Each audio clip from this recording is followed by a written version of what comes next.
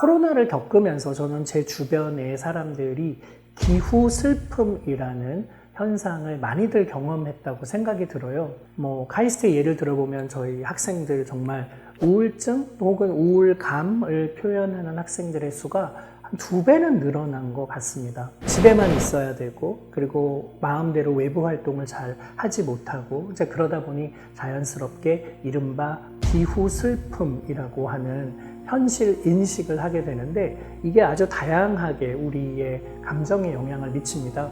우선은 말수가 현저히 줄어들고요. 사회적 상호작용이 줄다 보니까 깊은 우울감으로 이어지는데, 이게 코로나를 겪고 나서 한 3년 후 상황을 촬영을 해보면 인간의 뇌에 구조적으로도 큰 변화가 있다는 걸 발견하게 됐습니다. 자아감, 또 정체성의 혼란으로 이어지기도 했고요. 그래서 과학자들은 이것이 이 자연의 풍광이 사라질 때 인간도 무너진다라고 표현을 하는데요. 기후 슬픔이 단순한 환경의 반응이 아니라 신경학적인 붕괴로 이어질 수 있음을 사실 보여주고 있습니다. 코로나 때 우울감을 경험하는 건 단순히 아주 짧은 기후 슬픔이 아니라 장기적으로 보면은 회사의 생산성과 효율, 또 개인의 학습 능력으로 따지면 기억력이나 언어 생활의 붕괴, 더 나아가서는 사회 활동에서의 나에 대한 정체성이 희미해지고 또 다른 사람과의 소통이 현저히 줄어드는 이런 총체적인 위기를 만들어낼 수 있습니다. 저는 이것이 인간과 자연 사이의 힘의 불균형이 만들어내는 고통이라고 생각이 들고요. 이것이 당연히 인간만의 것은 아닌 것이기 때문에 기후의 슬픔을 전 지구적으로도 함께 문제를 해결하는 과제로 삼았으면 좋겠습니다. 기후 변화가 우리의 감정에 영향을 미친다는 사실은 꽤 과학자들이 예전부터 알고 있었습니다. 예를 들면 많이들 들어보셨겠지만 북유럽 사람들이 아주 오랫동안 백야를 경험한다거나 아니면 반대로 4시만 되면 너무 어두워진다거나 이러면서 장기적인 우울감에 빠져 있다, 이런 얘기 들어보셨잖아요. 그래서 특정한 시기에 계절이 되면 또 백야나 아니면 아주 오랜 암흑의 시간들이 오면 우리가 모두가 다운되고, 그래서 우울감을 경험하게 되고, 때로는 이게 자살로 이어지게 되는 아주 심각한 정신적 문제들을 만들어내게 되는데요. 이 코로나의 시기를 겪으면서 또 이상기후가 등장하면서 기후 재난을 겪으면서 우리가 날씨와 기후에 얼마나 막대한 정신적인 영향을 받는지를 이번 기회에 체계적으로 연구를 할 수 있게 됐습니다. 이것을 우리가 처음 물을 만난 물이 무엇인지 이해하게 된 물고기가 되었다라고 사람들은 표현하는데요. 너무 당연하고 자연스러워서 그 의미를 잘 몰랐다가 물이 탁해지면서 물의 소중함을 알게 된 물고기처럼 물이 무엇인지 이제 이해한 인류가 어리석다고 보여지기도 하죠. 그렇지만 이 기후의 중요성은 인간들이 이제 깨달았다는 점에서 이 교훈을 바탕으로 삼아서 뭔가 변화의 물꼬를 텄으면 좋겠습니다. 기후재난은 PTSD 같은 정신질환하고도 발병률 또 유병률이 굉장히 높습니다. 기후재난이 PTSD 같은 정신질환과 무슨 관련이 있을까 싶으시겠지만 사실은 기후재난 중에 하나가 산불이거든요. 갑자기 산불이 나기도 하고, 이게 한번 불이 붙으면 꺼지지 않아서 며칠을 지속되기도 하고, 미국이나 유럽에서는 몇 주간 지속되기도 하잖아요. 그래서 소방수들이 이 불을 끄기 위해 엄청난 노력을 하는데 그 과정에서 외상 후 증후군에 시달리게 됩니다. 불을 끄는 과정에서 불에 타 죽은 동물들을 보게 되기도 하고요. 불을 함께 끄는 과정에서 동료들의 죽음을 또 화상을 맛보게 되기도 경험하게 되기도 하는데, 이런 경험들이 거기에 참여했던 많은 사람들에게 PTSD를 발병하게 합니다. 또 산불로 인해서 자기 집이 다 타기도 하고 도시가 붕괴되고 이웃이 큰 고통을 당하기도 하는데, 그 과정은 그 이웃들, 그 커뮤니티에게 아주 끔찍한 경험입니다. 그래서 PTSD 발병률이 3배에서 많게는 9배나 늘어나는 경험들을 하게 됩니다. 또 하나의 대표적인 PTSD 발병률을 높이는 기후재난 중에 하나가 홍수나 허리케인 같은 태풍이나 예를 들어서 카트리나, 뉴올리온즈를 덮었던 카트리나 같은 허리케인이 대표적인 예겠죠. 특히 저소득층의 경우에는 집이 순식간에 날아가기도 하고 또 그렇게 피해를 입었을 때 빨리 회복하지 못하는 그런 경우들이 많아서 부모도 힘들지만 그 자제분들도 굉장히 힘들게 됩니다. 그래서 PTSD를 경험하는 경우들이 많죠. 이렇게 기후재난은 생존자의 뇌에도 깊은 외상을 남깁니다. CDC라고 하죠. 미국 질병통제예방센터에서는 여러 연구기관과 함께 이와 관련된 조사들을 했는데요. 허리케인이라든가 산불, 홍수 이런 기후재난을 직접 겪은 사람들이 PTSD에 걸릴 확률이 현저히 높아진다. 많게는 9배나 높아진다는 사실을 전 세계 과학자들에게 리포트한 바가 있습니다. 특히 저소득층 부모의 경우에는 50%가 장기적인 불면증, 불안, 또 사람들을 만나지 않고 스스로를 고립하고 회피 행동을 한다거나 타인에 대해서 과잉 경계 상태를 경험한다고 호소하는 바가 있습니다. 우리 뇌에는 편도체라고 해서요, 공포감을 느끼는 뇌 영역이 있습니다. 낯선 사람을 보면 무서워하면서 그들과 대화하기를 겁내하고 공포감에 사로잡히게 되는 그런 행동을 만들어내는 뇌 영역이 편도체인데요. 이 편도체가 과활성화가 돼서 낯선 사람과 대화하는 것 자체를 꺼려하고 쉽게 불안으로 이어지고요. 이것은 그 바로 옆에 있는 단기 기억을 장기 기억으로 넘기는 해마라는 영역을 위축시키면서 뇌 영역의 기억력을 현저히 떨어뜨리게 만듭니다. 기후재난이 PTSD를 유발하는 일련의 연구들을 살펴보면 환경재난은 거의 전쟁 못지 않은 수준의 재난이라는 걸 알게 됩니다. 많은 사람들은 이 거대한 환경이 홍수라든가 산불이라든가 이런 걸 통해서 순식간에 삶의 터전을 망가뜨릴 때 마치 전쟁을 경험하는 것처럼 큰 외상을, 정신적 고통을 경험하게 되는 거죠. 그래서 누군가는 삶의 터전을 또 자신이 일하던 일터를 완전히 잃어버리게 되는데 그럼 더 이상 그곳에서 살지 못하잖아요. 그래서 이른바 기후 이주자가 됩니다. 자기가 원래 살던 삶의 터전에 더 이상 살지 못해서 완전히 다른 곳으로 이주해야만 하는 사람들인데요. 이들은 거기에 원래 적응해 있다가 완전히 낯선 환경으로 이동을 해야 되는데 그것도 심지어 자기가 선택해서가 아니라 요구받아서 그럴 수밖에 없어서 필요에 의해서 새로운 삶의 여정으로 떠나야 되는데 그 메마른 들판을 뒤로 하고 불타버린 숲과 집 또 이웃들의 커뮤니티를 뒤로 하고 완전히 삼켜진 해안선을 떠나서 절박함의 새로운 여정을 출발을 하게 되는데 이것이 기후이주자의 불행을 만들어낸다고 할 수 있죠. 저는 이런 걸 굉장히 실감하게 된 한 편의 영화가 있었습니다. 그 산호에 관한 영화였는데요. 잘 아시다시피 요즘 바닷물의 온도가 올라가면서 백화 현상이라는 것이 산호에게 벌어지고 있다는 사실 들어보셨을 겁니다. 겨우 바닷물의 온도가 1.5도 정도밖에 올라가지 않았는데 그로 인해서 전 세계 산호의 4분의 1이 백화 현상이라는 걸 통해서 죽었습니다. 이 죽은 산호가 하얗게 변하는 모습들을 촬영한 영화였는데요. 겨우 1도 올라갔는데 1.5도 올라갔는데 왜 이렇게까지 큰 피해를 입나 생각하시겠지만 여러분의 체온이 36.5도에서 38.5도로 올라간다고만 생각해 보셔도 이 2도 차이가 얼마나 큰지 이해하실 수 있을 겁니다. 그러니까 산호가 1.5도, 2도의 온도 변화만으로도 죽음에 이르게 되는 거죠.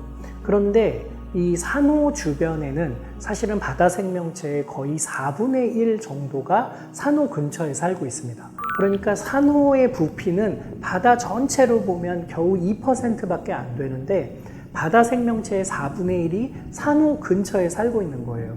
그런데 산호들이 다 죽으니까 그 4분의 1 정도 되는 바다 생명체들의 삶도 순탄하지 않겠죠. 그래서 다 물고기들이 죽는 일이 벌어지는 거예요. 그러니까 그 물고기를 잡아서 생계를 유지하던 어업을 하던 어부들이 더 이상 이제 수렵을 하지 못하는 그런 상황이 된 거죠. 그래서 아프리카 지역에서만 무려 5천만 명의 사람들이 더 이상 어업을 하지 못해서 다른 지역으로 이주해야만 하는 사건이 있었습니다. 이런 걸 생각하면 기후 이주자들에게 기후 변화가 얼마나 심각한 삶의 터전을 망가뜨리는 외상후 상황인지를 여러분들이 짐작할 수 있으실 겁니다. 기후 변화는 이렇게 사람을 우울하게 만들고 외상후 증후군에 시달리게 만드는 정도를 넘어서서 조현병 같은, 예전엔 정신분열증이라고 불렀던 이 조현병 같은 병을 발병하게 만들기도 합니다. 원래 조현병의 유전성은 20%, 30% 정도 내외였는데 고온 환경에서, 특히 태아기 때 노출이 되면 이런 환경에서는 유병률이 현저히 증가합니다. 그래서 이렇게 고온 환경에서 태아가 조현병에 걸릴 수 있다는 사실은 이게 단순히 그냥 심리적인 문제를 넘어서서 뇌의 구조와 기능에 막대한 영향을 미친다는 걸 우리한테 들려주는 거죠. 다시 말하면 인간의 유전자는 환경과 상호작용하는데, 거기서 말하는 환경이란 내 집과 우리가 살고 있는 도시를 넘어서서 거대한 기후와 생태까지도 그 상호작용이 이어진다고 할 수 있고요. 어쩌면은 내 삶의 터전이 완전히 바뀌어서 우리가 자연을 향해 울부짖음을 보여주는 것이 바로 이 조현병의 표현이 아닌가, 그런 생각이 듭니다. 이번 유튜브 시리즈는 각별히 플라스틱이라든가 환경 호르몬 같은 그런 신경 물질, 신경에게 독성을 주는 물질을 좀 더 주목하고 있다고 들었습니다. 근데 실제로 이런 환경 독소는 신경 질환을 일으키는데 막대한 영향을 미칩니다. 기후변화로 인해서 신경 독성 물질들에 대한 노출 빈도가 자연스럽게 늘어나는데, 그러는 과정에서 예를 들면 독성 조류라든가 중금속 같은 것들이 물과 공기를 통해 확산하게 되는데, 그게 우리의 뇌를 손상시키는 거죠.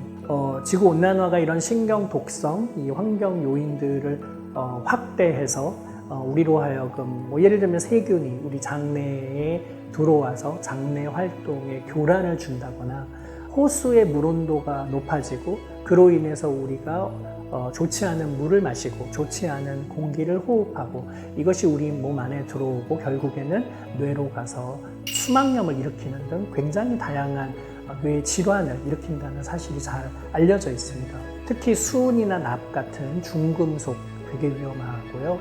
휘발성이 있는 유기 화합물, 이런 것들이 폭우나 홍수 같은 거에 밀려서 자연스럽게 우리가 먹는 물에 이 수자원에 영향을 미치고 대기 환경의 오염을 일으키면서 인체가 거기에 노출이 되게 되는데, 그러면 알츠하이머 치매라든가 손을 떠는 이런 파킨슨 병, 또 ADHD, 주의력이 결핍된다거나 과잉 행동을 하는 이런 정신질환의 발병률을 상승시킵니다. 미세먼지의 농도가 높아지는 것만으로도요, 우리는 시험 성적이 떨어지기도 하고 대학 진학률이 낮아지기도 하고요. 장기적으로는 그 지역의 경제적인 형편, 소득 수준에 영향을 미친다는 연구 결과도 있습니다. 이렇게 코를 통해서 우리 대기의 오염물질이 우리 몸 안으로 또 뇌로 치명적인 영향을 미친다는 사실을 우리가 잘 안다면 이 문제를 해결하는 또 새로운 여러 연구들을 앞으로 새로 시작해야 되지 않나 생각이 듭니다.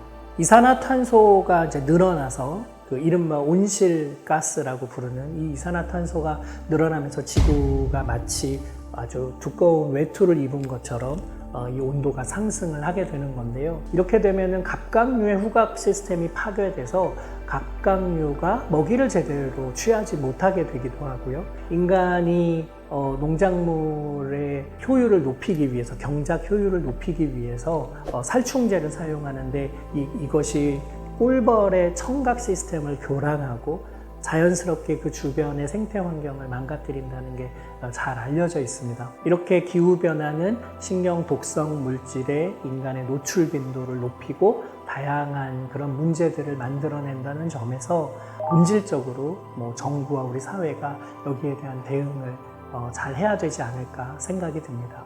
마무리를 하려고 하는데요. 에드바르크 뭉크의 절규라는 작품 머릿속으로 떠오르실 겁니다. 너무나 유명한 작품이죠. 근데 사실 그 절규는 무엇에 관한 절규였을까? 다양한 해석들이 있습니다. 실제로 그 작품이 만들어지던 그 시기에 화산이 폭발하기도 하고 지진이 일어나기도 했다는 그런 증언들도 있었고요. 근데 거기 보면은 그 에드바르크 뭉크의 일기에 보면 그 작품의 원제가 자연의 비명이라는 걸 알고 있습니다. 그러니까 다시 말하면 사람이 절규를 하고 무언가 비명을 지르고 있지만 어쩌면 이건 자연을 통한 인간의 울부짖음이 아닌가라는 생각이 들고요. 많은 사람들이 이 작품에서 감동을 느끼는 건 소리 없는 그림이지만 그 작품을 보면 누구나 다 그 울부짖음을 실제로 듣는 것 같은 경험을 하기 때문이 아닌가 싶습니다. 어쩌면 그 작품은 나를 파괴하지 말아달라고 기후재난에 함께 잘 대응해달라고 하는 자연의 울부짖음, 자연의 비명이 아닌가 싶습니다. 우리가 이상기후 때문에 거대한 폭풍의 위력 같은 걸 경험하게 되는데요. 별로 놀라지 않는 이유는 그게 얼마나 거대한지를 우리가 알고 있기 때문이죠. 이렇게 점점 재난의 몸집을 키워가고 있는 이런 자연에 우리가 적절히 잘 대응을 해야 할 거라고 생각이 듭니다. 최근 들어서 클레이튼 페이지 엘든이라는 과학자는 내 안에 기후 괴물이 산다라는 책을 낸 바가 있습니다. 저는 이 책을 읽고 굉장히 깊은 감명을 받았는데요. 아주 멀게만 느껴졌던 기후재난이 내 안으로 들어와서 내 뇌와 뇌의 기능과 구조를 바꾸고 나로 하여금 질병을 경험하게 한다. 다시 말하면 이 기후 괴물이 내 안에서 살게 만들 수도 있다는 걸 절실히 깨닫게 만든 책입니다. 꼭 이 책을 읽지 않더라도 뇌과학자들이 오랜 연구들을 통해 밝혀냈듯이 우리는 자연 환경, 또 환경 오염, 기후 재난으로부터 벗어날 수 없는 자연의 일부이기 때문에 어쩌면 인간이 만들어낸 이 온실가스로 인해서 기후 괴물이 내 안에 살고요. 굉장히 많은 미세 플라스틱 또 환경 호르몬 같은 화학물질들 때문에 이 괴물은 더욱 극성을 부릴 수도 있습니다. 한 개인 차원에서 나는 지구 환경을 위해서 어떤 노력을 해야 될까 이런 생각을 함께 해봤으면 좋겠고요. 그것이 단지 그냥 거대한 지구를 위해서만이 아니라 내 안에 기후 괴물을 죽이기 위해서라도 또 내 안에 정신이 평정심을 유지하기 위해서라도 이런 노력을 우리가 함께 했으면 좋겠습니다. 감사합니다.